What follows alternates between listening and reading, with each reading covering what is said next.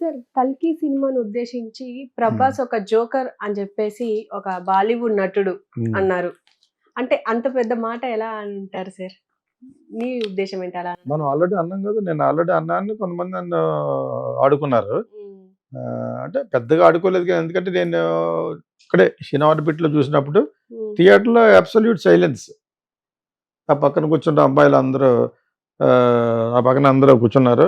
ఆ పై సీట్ బయటికి వెళ్ళి మారిపోయాను నేను తెలియక. హ్మ్. అక్కడ నలుగురు అమ్మాయిలున్నారు. ఇక్కడ నలుగురు అమ్మాయిలు. అదే అనుకుని మిస్టేక్ అయ్యి మీరు కూర్చున్నాను. తర్వాత నాకొచ్చి ఫుడ్ ఆర్డర్ చేస్తాం కదా! అది అక్కడ చేస్తామంటే నేను రా అని చెప్పానన్నమాట అది. హ్మ్. అప్పుడు అర్థం అవ్వలేదు. ఈళ్ళ చెప్పి కూర్చున్న వెంటనే అలా పలకాయించాం కదా! హ్మ్. అవునవును. అమ్మాయిలు కాబట్టి. సో, వాళ్ళు వీళ్ళ మటుకు కొత్తగా చూస్తున్నారు నన్ను. వాళ్ళలో కూడా నవ్వు లేదు, ఏమీ లేదు యాక్చువల్‌గాను. ఒక హ్మ్. కదలిక లేదు. చివర్లాగా ఉన్న ఆడియన్స్ ఆ సినిమాలో చూశాను. మరి ఆ సినిమా ఎలాగ ఆడిందో, ఆ పేరు గురించి అంటే చెప్పిన ఎక్స్‌పెక్టేషన్ మీద ఆడతాయి కొన్ని కొన్ని సినిమాలు. హ్మ్. 'ప్రభాస్' అంటే ఇష్టమన్నా కూడా ఈ సినిమా గురించి ఎందుకు చెప్పారంటే, నాకు కూడా అలాగ అనిపించింది. నేను జోకర్ అనే మాట అనలేదు గానీ, ఇక్కడ కొంతమంది ఈ మధ్య నన్ను జోకర్ అంటారు హుహు. కామెంట్‌లో. "ఏ కామెడీ చేస్తున్నావా ఏంటినా" అన్నాడు. అప్పుడు చెప్పాను కింద ఒకసారి పెట్టాను 'బేరరామ్ జోకర్' ఆ! మహానటుడు యాక్ట్ చేశాడు. ఎవడు హ్మ్. 'రాజ్ కపూర్' ఆ! అంతకన్నా గొప్ప ఏంటని. జీవితంలో కామెడీ పండించగలగడమే గొప్ప. ముఖం ఇలా అంతే. ముడుచుకు కూర్చోడు ఎవడైనా కూర్చుంటాడు. నవ్వించగలగాలి. జోకర్ అంటే ఏదో తప్పులాగా ఆయనలా మాడతా ఇలా మాడతా జోక్ చేస్తున్నాడు. అంటే జోకే.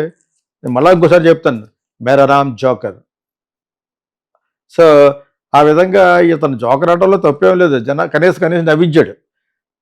ఇప్పుడు అతనంట 'అర్షద్ వారసి' అంటం ఏంటి? నేను ఎప్పుడో అన్నాను. హ్మ్. 'కల్కి' చెత్త సినిమా. ప్లస్ అతను చాలా బేవర్స్ అన్నాను. బేవర్స్ క్యారెక్టర్ ఇచ్చాడు. ఎంత హ్మ్. బేవర్స్ అంటే మహా ఆడితే ఆ బండ మొఖం వేసుకున్న ఎవరా బ్రహ్మానందం చూపించడం. ఆడ ఉయ్యాలో పడుకోవడం. నీకు రెంట్ ఎప్పుడు చూసినా రెంట్ అడగడం. ఏంటిది? అదేదో సినిమా ఏంటిది? 98 ఇది సినిమా ఇది. హ్మ్. 'కల్కి' 2898 హ్మ్. 'మ్యాడ్ మ్యాక్స్' అని చెప్పింది నేనే. 'కేజీఎఫ్' చూసి కూడా 'మ్యాడ్ మ్యాక్స్' అని చెప్పింది నేనే. అది 2 ఇయర్స్ బ్యాక్. 'కేజీఎఫ్ 2' చూసి కూడా 'మ్యాడ్ మ్యాక్స్ 2' అని చెప్పాను. మెల్ గిబ్సన్ యాక్ట్ చేసిన మొట్టమొదటి సినిమాయే 'మ్యాడ్ మ్యాక్స్.' దాన్ని ఆ రోజుల్లో రీమేక్ చేసినట్టు కూడా చెప్పేసాను. చిరంజీవిని పెట్టి 'యమకింకరుడు' అని తీశారు 'రాజ్ భరత్.' అతను హ్మ్. కూడా నా ఫ్రెండే. ఓకేనా? తమిళియన్నే. అతను మంచి సినిమాలు తీశాడు ముందు. ఇప్పుడు ఏమైపోయాడు గానీ, అతను పెట్టి 'అల్లు అరవిందే' తీశాడు 'యమకింకరుడు' అని. హ్మ్. కాకపోతే ఈ గెటప్‌లన్నీ మార్చేసి ఇంక చిరంజీవి సినిమాలంటే ఎలా ఉంటది మరి ఆ రోజుల్లోను? పాటలుండాలి గదా! సో, ఆ విధంగా తీశారు గానీ, ఈ ఈ టైప్ ఆఫ్ బ్యాక్‌గ్రౌండ్ పెట్టేసి 90 28, 98 అంటాడు ఈ డైరెక్టర్. అలా ఉంటదా 28, 98లో? ఫుల్ ఎడారిగా ఉండి, ఎడారిలో ఉంటదని. 'మ్యాడ్ మ్యాక్స్' జస్ట్ ఎన్ ఇల్యూషన్. ఒక ఫ్రీక్ అనమాట. హ్మ్. గంజాయి అదే ఈ డ్రగ్స్ తోటి, ఆ వెహికల్స్ కూడా మనం ఊహించలేని వెహికల్. ఎప్పుడో 35 ఇయర్స్ బ్యాక్. నేను డైరెక్టర్ అవ్వడానికైతే వచ్చింది 'మ్యాడ్ మ్యాక్స్.' హుహు. మెల్ గిబ్సన్. దాని తర్వాత డైరెక్టర్ అయిపోయాడాయన. 'బ్రేవ్ హార్ట్' పెద్ద పెద్ద సినిమాలు తీసి దెబ్బతిని 'ప్యాషన్ ఆఫ్ క్రైస్ట్' అని యేసు ప్రభు మీద సినిమా తీశాడు. అంతకు ముందు వచ్చిన నష్టాలన్నీ కూడా పోయినాయి. హుహు. 'ప్యాషన్ ఆఫ్ క్రైస్ట్' నెక్స్ట్ ఏం తీశాడు? ఒక్కొక్క డైరెక్టర్ 20 సార్లు చూసిన సినిమా ఏంటి? ఇంక్లూడింగ్ రాజమౌళి లాంటి వాళ్ళందరూ కూడాను 'ఎపోకలిప్టో' హ్మ్. అని తీశాడు ఒక సినిమా. అర్థమైందా? సో, డైరెక్టర్ అయ్యాడనమాట. ఇవన్నీ వాళ్ళ దృష్టిలో చిన్న సినిమాలు ఈ రెండును. హుహు. 'బ్రేవ్ హార్ట్' లాంటి పెద్ద పెద్ద సినిమాల్లో పోగొట్టుకున్న $300 మిలియన్, $25 మిలియన్ తీసిన 'ప్యాషన్ ఆఫ్ క్రైస్ట్' అండ్ 'ఎపోకలిప్టో'లో గడించాడు అతను. హ్మ్. ఇప్పుడు అవి దర్శకులకు ఆదర్శం అయిపోయింది ఇప్పుడు. ప్రతి ఒక్కడు చూస్తాడు అది. 'ఎపోకలిప్టో' ఒక హ్మ్. అడవిలో జరుగుతూ ఉంటది. ఫైనల్‌గా సినిమాలో సెంటిమెంట్ ఇండియన్ సెంటిమెంట్ వాడాడు. ఒక గర్భవతిగా ఒక అమ్మాయి ఒక నూతిలో పడిపోయి ఉంటది. ఆ అమ్మాయి పైకి రావాలి. హ్మ్. ఫైనల్‌గా sentiment speaks. Saul of the movie అంటాను నేను. మా సినిమా వాళ్ళ గురించి, మా స్టూడెంట్స్ గురించి మళ్ళా చెప్పేది ఏంటంటే, హ్మ్. సౌల్ ఉండాలి, ఆత్మ ఉండాలి. అందులో. సో, ఏ ఆత్మ లేదు సరిగదా, ఏదో ఒక ఊహకి అందనట్టుగా ఒక ఎడారిలో రకరకాల వెహికల్స్ ఇవన్నీ 'మ్యాడ్ మ్యాక్స్‌లో' చూపించారని చెప్పాను. ఆ సేమ్ థింగ్ 'కేజీఎఫ్‌లో' చేశారు. తర్వాత 'కల్కిలో' తీశాడు. 'కల్కిలో' ఇంకొంచెం పెద్ద ప్లాట్‌ఫార్మ్ తీశాడు. పెద్ద పెద్ద ప్లాట్‌ఫార్మ్ ఉంది. పెద్దోడిని పెట్టాడు. అమితాబ్ బచ్చన్ గాడ్డం, ఆడు అందరూ డూపులే. హ్మ్. అమితాబ్ బచ్చన్ వీళ్ళ ఎవరైతే ఆ యాక్షన్ సీన్‌లలో అందరూ డూప్స్. ఒక్కొక్కళ్ళకి ఇద్దరిద్దరు డూపులు. ఫైట్ హ్మ్. చేసేటప్పుడు ఒకడు, జంప్ చేసేటప్పుడు ఒకడు. అలా తీయాలి. లేకపోతే అమితాబ్ బచ్చన్ అడుగేసి అడిగితే నేనే చేయలేకపోతున్నాను. ఇంకా అమితాబ్ బచ్చన్ వేస్తాడు. అర్థమైనప్పుడు మీకు? హ్మ్. అంచేత అతని ఫేసు. కమల్ హాసన్ ఆ ఫేసు లేదు. ఏదో చూపించాలి, సెకండ్ హాఫ్లో చూపిస్తామని చెప్పేసి లాస్ట్లో ఇలా తిరుగుతాడు ఒకసారి. అప్పుడు తప్ప ఇంకెవట్లేదు. కమలాస్ కాబట్టి ఎవరితో పెట్టదు తీయచ్చు. శంకర్ చేసిన అదే పని. నేను ఒకసారి విశాఖపట్నంలో వెళ్తున్నాను మొన్న బీచ్లోను. ఒక 1000 మంది జనాలతో బీచ్లో తీస్తారు. ఏంటంటే కమల్ డూపుడు అంటున్నారు. అతను పెట్టి తీస్తున్నాడు. అతను అది తీయడం తప్పని కాదు. ఇప్పుడు ప్రస్తుతం జరుగుతుంది అదే. వాళ్ళకు కొన్ని ఇమేజ్ను వాడుకోవడం కోసం ఆ ఫేస్ని 5-6 సార్లు చూపిస్తారు అంతే. మిగతా చేసేదంతా డూపులే. లేకపోతే ఈ వయసులో అక్కడే చేస్తారండి. ఎక్కడి నుంచి అక్కడ జంప్ చేసి పోతాడు. ఆ జీప్ ఈ జీప్ దూకాలన్నారు, బెడ్లన్నీ పెడతారు. పెట్టాడు ఈ దడు విరిగిపోద్ది. అంచేత నేను దాన్ని తప్పట్లేదు. అమితాబ్ బచ్చన్ అసలే కాలు గీసేసి కాలేయాడు. కాబట్టి నడుస్తున్నట్టు కౌన్ బనిగా కరోడ్పతిలో ఒక కింద స్టిఫ్ ప్లాట్ఫామ్ వేయించారు జారిపోకుండా.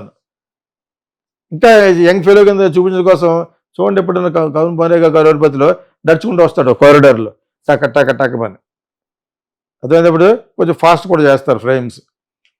ఈ రెండు కలిసి అతన్ని ఎత్తుతారు. ఇక్కడ రోజు ₹1 ఇస్తారు కదా, వాడుకోవాలి. సూట్ ఉంటుంది ఒక 3 lakhs 4 lakhs 4-5 lakhs ఉంటుంది అది.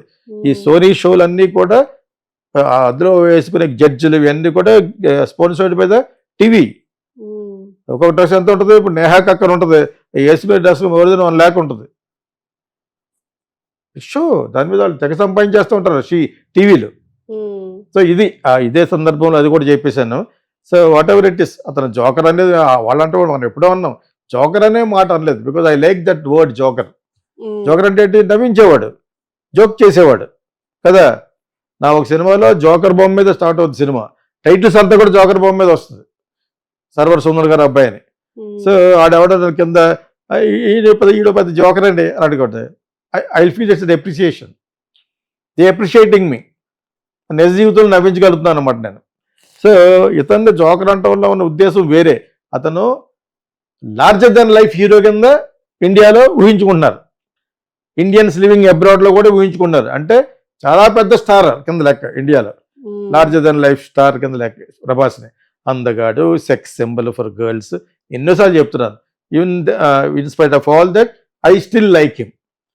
ఓకే, ఇటువంటి ప్రభాస్ని జోకర్ అని వాడన్న ఉద్దేశం వేరు. ఒకటి అసూయ. బాలీవుడ్ ఇంత జోకర్గా ఉన్నాడు, ఆయన కూడా 1000 కోట్లు 200 కోట్లు కలెక్ట్ చేసేసిందని ఆడు. ఒక క్రిటిక్ వాడు అన్నిటికీ అంటాడు. ఆ క్రిటిక్ కూడా పేరెందుకు వేస్ట్, అనవసరంగా వాడిని పాపులర్ చేయడం. వాడు అన్నాడు ఇది అటు మనం అన్నమాటే. బేవర్స్ గాడు ఆ క్యారెక్టర్ బాగోలేదు.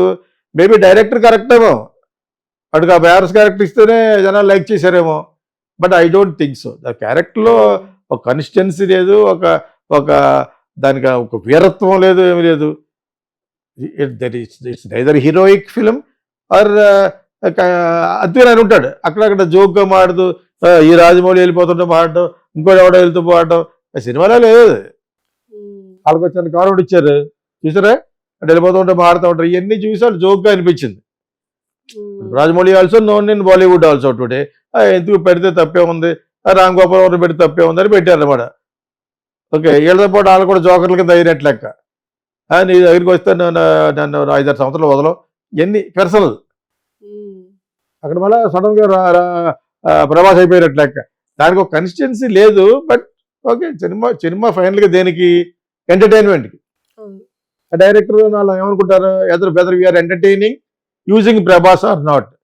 నువ్వు జోకర్ అనుకో, బ్రోకర్ అనుకో, ఏమనుకో, జనాలు ఎంటర్టైన్ అవ్వాలంటే ప్రభాస్ లాంటి వాటితో చేయిస్తేనే చూస్తారనేది ఆ నగ్న సత్యం తెలిసిన డైరెక్టర్ ఏమో. బహుశా డైరెక్టరే కరెక్ట్ అయ్యి ఉండొచ్చు. వీళ్ళు ఎవరు జోకర్ అన్నా జోకర్, వాళ్ళ సగం అసూయతో అంటారు. Bollywood is following. ఇప్పుడు ఒక సినిమా చేయాలంటే షారూఖ్ ఖాన్ వాళ్ళది చాలా ఆలోచించాలి. ఆ డైరెక్టర్కి స్టూపెండస్ సక్సెస్ ఉండి, అలాగే కదా మన ఏమంటే పట్టుకెళ్ళి డల్లగా ఉన్న డైరెక్టర్ని తమిళ నుంచి పట్టుకెళ్ళి డైరెక్ట్ చేయించారు కదా మన లాస్ట్ సినిమా. ఇన్ని ఆలోచించి చేయాలి. మరి ప్రభాస్ అలా కాదే, వాడు ఎవడో కొత్త వాడికి ఇచ్చాడు, ఇంకోటి ఎవడో తెలియనోడికి ఇచ్చాడు. ఇప్పుడు తనతో డైరెక్ట్ చేసే వాళ్ళందరూ కూడా పెద్ద అడ్రస్ ఉన్న వాళ్ళు ఏం కాదు. 1 movie 2 అంతే కదా. ఇందాక చెప్పిన డైరెక్టర్ కూడా 1-2 సినిమాలే కదా ఉన్నాయి. అంటే ప్రభాస్ పేరు మీదే వెళ్తుంది. ఆ విధంగానే కల్కి డైరెక్టర్ ఎన్ని చేశాడు? 2-3 చేశాడు. ఓకే, అంత పెద్ద ఇండియా అంతా తెలిసిపోయే డైరెక్టర్ ఏం కాదు కదా. ప్రభాస్తో చేశాడు కాబట్టి తెలిసింది. అంటే ప్రభాస్ పేరు మీదే ఆడుతున్నాయి సినిమాలు. Prabhas has become larger than life and he has become a man of his own image in entire Indians in abroad. ఏమైనా వాళ్ళు కూడా చూడొచ్చు. Other people also can watch. I think he's the real global star, Prabhas. అటు joker అనుకున్నా ఏమనుకున్నా కూడా నేను అన్నాను బేవర్స్ క్యారెక్టర్ ఇచ్చాడని. బేవర్స్ అనలేదు, బేవర్స్ క్యారెక్టర్ ఇచ్చాడన్నాను. డైరెక్టరే కరెక్ట్